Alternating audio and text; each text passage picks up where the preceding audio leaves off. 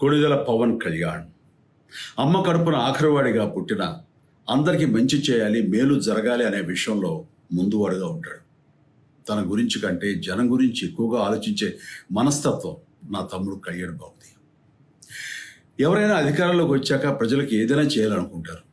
కానీ కళ్యాణ్ తన సొంత సంపాదనని కౌలు రైతులు కన్నీళ్లు తుడిచేందుకు ఖర్చు పెట్టడం, సరిహద్దు దగ్గర ప్రాణాలొడ్డి పోరాడే జవాన్ కోసం పెద్ద మొత్తం అందివ్వటం, అలాగే మత్స్యకారులు ఇంకా ఎందరికో తాను చేసిన సహాయం చూస్తుంటే ఇలాంటి నాయకుడు కదా జనాలకు కావాల్సింది అనిపిస్తుంది. ఒక రకంగా చెప్పాలంటే సినిమాలోకి తను బలవంతంగా వచ్చాడు, రాజకీయాలు మాత్రం ఇష్టంతోనే వచ్చాడు. ఏ తల్లికైనా తన కొడుకు కష్టపడుతుంటే గుండె తరుక్కుపోతుంది. అలాగే ఏ అన్నకైనా తన తమ్ముడు అనవసరంగా మాటలు పడుతుంటే బాధ వేస్తుంది.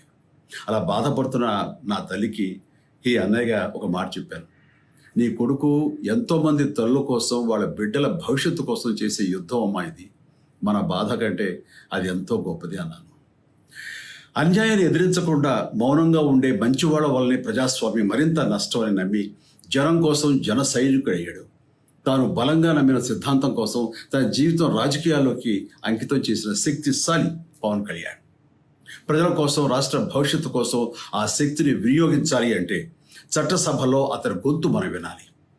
జనమే జయను నమ్మే జనసేనాని ఏమి చేయగలడో చూడాలంటే మీరు పిఠాపురం ప్రజలు కళ్యాణ్ని గెలిపించాలి. మీకు సేవకుడుగా, సైనికుడుగా అండగా నిలబడతాడు. మీకోసం ఏమైనా సరే కలబడతాడు. మీ కళ నిజం చేస్తాడు. పిఠాపురం వాస్తవ్యులకు మీ చిరంజీవి విన్నపం, గాజు గ్లాసు గుర్తుకి మీ ఓటు వేసి పవన్ కళ్యాణ్ని గెలిపించండి. జై హింద్.